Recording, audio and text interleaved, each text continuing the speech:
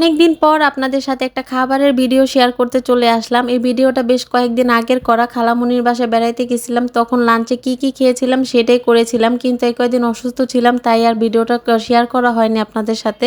এই তো ১ম এ হচ্ছে সাদা পোলাও, পোলাওর সাথে দিয়েছিল হচ্ছে ডিম।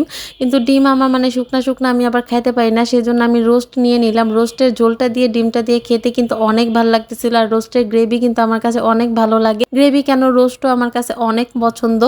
তারপর রোস্টের ঝোল দিয়ে ডিমটা দিয়ে খেয়ে নিলাম। তারপর হচ্ছে একটু চিকেন রোস্ট ভেঙে নিলাম। চিকেন তো আমার কাছে রোস্ট খাইতে অনেক ভালো লাগে। আমি একসাথে ২-৩ টা রোস্টও খাইয়ে ফেলতে পারবো। কোনো সমস্যা নাই। আবার এটা ভাইবা কেউ ভয় পেয়েন না, ভয়ে কেউ দাওয়াত দিয়েন না। দাওয়াতে গেলে একটাই খাবো, সমস্যা নাই। তারপর হচ্ছে চিকেন রোস্টের সাথে একদম গ্রেভি দিয়ে ভালোমতো মেখে, সাথে এখানে মাখা সালাদ ছিল। মাখা সালাদ হলে তার কোনো কথাই নেই। একদম গ্রেভি দিয়ে তারপর চিকেন নিয়ে সাথে সালাদ দিয়ে মেখে একদম মুখে দিতেছিলাম। আর কি যে মজা হইছে। আর আন্টির হাতের রোস্টটাও কিন্তু মাশাআল্লাহ অনেক মজা হইছে।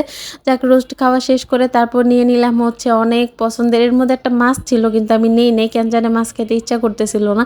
তারপর এখানে গরুর গোস্ত নিয়ে নিলাম। গরুর গোস্তটা যে কি সফট হইছে দেখছেন, একদম ধরার সাথে সাথে খুলে যাচ্ছে, একদম ঝাল ঝাল করে। আর এতক্ষণ খাবারের খিদার চোটে একদম লেবু নিতে ভুলে গেছিলাম, তো কিন্তু এখন আর ভুলি নাই। আন্টি মনে করাই দিল যে তুই তো লেবুই নেস নাই। এই তো লেবু নিয়ে নিলাম। আর আলু গোস্ত এত সুন্দর সফট হইছে, আমি কিন্তু একদম বেশি করে গরুর গোস্ত নিয়ে নিছি। একদম গরুর গোস্তের ঝোল দিয়ে মেখে সাথে সালাদ দিয়ে লেবু দিয়ে খাইতেছিলাম। কি যে মজা লাগতেছিল। আর কেন যেন মানে নিজে রান্না বাড়া করলে না মানে খাওয়ার ইটা কমে যায়। নিজে যখন ঘরে পোলাও টোলাও রান্না করি তখন কিন্তু এরকম ভাবে খাওয়া যায় না। কিন্তু সেই দিন একদম পেট ভরে খাইছিলাম, অনেক ক্ষুধা ছিল।